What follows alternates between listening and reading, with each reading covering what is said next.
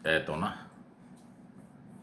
tiniyak na po ni Attorney Nery Colmenares at iba pang mga abogado ng mga at tumutulong sa mga biktima ng paglabag sa karapatang pantao ng nakarang administrasyon na nag-file ng kaso sa International Criminal Court na pinaghandaan na nila, naghahanda na sila at masaya sila sa pagsisimula ng pre-trial chamber ng ICC laban kay dating Pangulong Duterte na hinintay nila ng halos 8 taon o 9 na taon na. Kasi 2017 pa nung ipile yung kasong yan eh. Ngayon 2026, tama-tama, 9 years na. So, ready na raw po yung mga testigo at ngayon, ito yung hindi ko alam kung paano mariresolba nila. Meron silang parang fundraising campaign para daw ho sa mga panggastos ng pagta-travel papunta ron sa Europe ng mga biktima at testigo. Yun ang problema talaga, malaking gastos yan. Hindi naman pwedeng pamasahe lang papunta ron. Magkano bang pamasahe hanggang Europe? So pinamahina siguro dyan, 100,000 balikan. O sabihin natin, mga more or less, 100,000 balikan. Paano yung accommodation at pagkain, transportation na iba? Kung 1,000 yung testigo, wow. O kaya sabihin natin 20 ang testigo, milyon pa rin. So yun po yun. Handa sila, masaya sila, dahil meron ng pre-trial at maasa silang tuloy-tuloy na ito. Kahit pa merong petition na naman ang kampo ni Duterte na pinipigilan ang schedule na pre-trial is coming February 23, 24 at saka 26 na naka-schedule na. Yan po sinasabi ni Atty. Colmenares. At yung paghahanda ng mga kailangan, naka-ready na.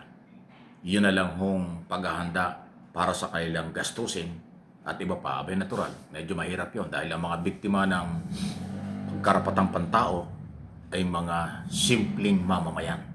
Driver, vendors, tambay yung iba, walang trabaho talaga.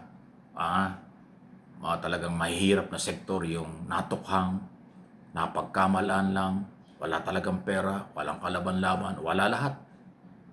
Yan ang problema. Saan kaya kukuha ng pera? Kaya parang meron silang fundraising. Ewan ko sino tutulong.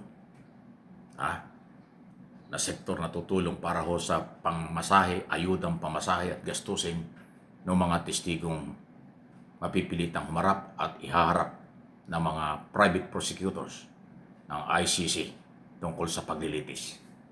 Pre-trial pa lang yan, pero di pa naman yata sila kailangan. Pero sa oras at panahon na sila kakailanganin, kailangan sila magpunta ron. So, yun po yung galaw nila ngayon. For information, ano po? Kung halimbawa may mga magbibigay na may magandang loob, voluntaring magbigay ng donasyon para sa pamasahe ng mga biktima, nasa inyo po 'yon. Makipag-ugnayan po kayo dun sa grupo ng mga biktima. Yung mga abogado niyan, si Atty. Conte, Atty. Colmenares, at kung sino-sino mga abogado ang tumutulong doon sa mga maralita na taga-lungsod, taga-baryo, taga-Metro Manila, sa buong bansa na natukhang nilabag ang karapatang pantao. Libo-libo po ang mga itinumba at nawalang buhay ng panahong yon sa war on drugs ng Duterte administration. Kaya yun ang lilitisin. Yun ang pananagutan. Kaya hinuli at nakakulong until now. Ayan po yan. Okay? Ano po ang inyong masasabi dyan? Samantala, ano ito? Ito na yung sinasabi ngayon ni Attorney Gilbert Andres, isa sa mga prosecutor. Ito na daw po ang tamang hinihintay at panahon ng mga biktima ng tukang under Duterte administration. Ito na nga hong pagta-trial. Kasi sa trial, dyan po mailalabas nila ang kanilang ebidensya, testigo. Yan din ang tamang pagkakataon na mailabas ni Duterte ang kanyang testigo at ebidensya na wala siyang nilabag na batas. Kaya lang, hindi ko rin maintindihan. Baka siguro parte ng trabaho ni Atty. Colt yun. panay ang petisyon, panay ang tutol sa ruling ng at desisyon ng ICC. Trabaho ng abogado yun. Pampataas ng talent yan para ma-justify ang 150 million pesos monthly. Wow! Nakakaubo yung laki ng bayad, no? Pagdating ng araw, magiging bilyonaryo, magiging milyonaryo si Coltman.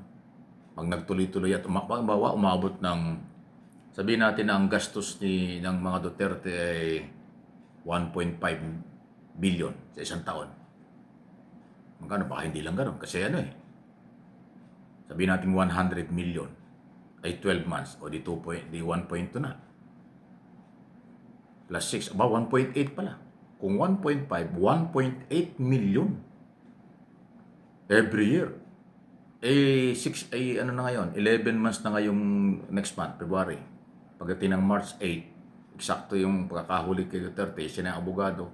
So pagdating pala ng Marso, 1.8 billion na ang naibabayad ng mga Duterte.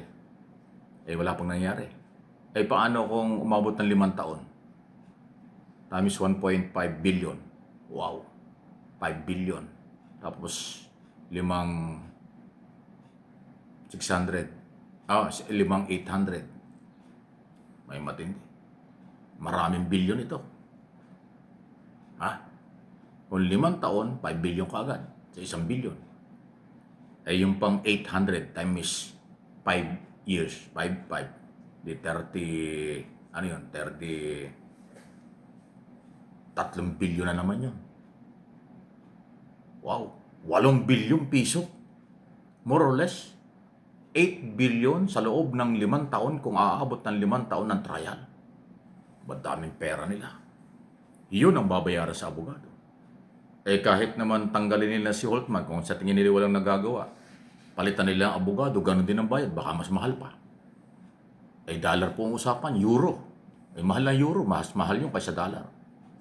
At talaga hong ganyan ang talent fee ng mga abogado sa ICC. Hindi katulad yan ng mga talent ng mga abogado sa local court o national court. Ibang-iba yun. International court yan. Kaya kung di ako nagkakamali, 150 million nga per month ang mga abogado naghahawa. Pero yung mga abogado na akusado, wala yun, abono yun. Bare-bareya lang yun. Pero yung abogado ng akusado, katulad ni Duterte, talaga hong ganun palang standard. Kung aabot ng 5 taon, di 8 billion, pambayad pa lang sa abogado. Paano yung expenses nila, biyahe ng biyahe, balik dito, punta ron, balik pa, balik-balik. Magastos talaga. Mauubos ang kanilang pinaghirapan kung ano man yung nakatago sa bangko. Kahit na may mga donor o kaibigan, magsasawa rin pag ganun katagal kasi alam mo naman ang mga donor, ang mga nagdo-donate, limitado rin yun. Tsaka naghahanap din yun ng kapalit. Kung wala namang kapalit, ba't naman sila maglalabas ng ganung kalaking pera? Naikukwento ko lang, huwag kayong magagalit. More or less ganun pag tumagal. Ngayon, kung 1 taon lang tapos na, di nakatipid. Paano kung lumampas ng 5 taon, hindi pa tapos? Tuloy ang bagsak ng metro. Wow! Katakot-takot na pagsisisi yan. For information, for education only. Walang personalan po dito sa channel na ito. Please like and share.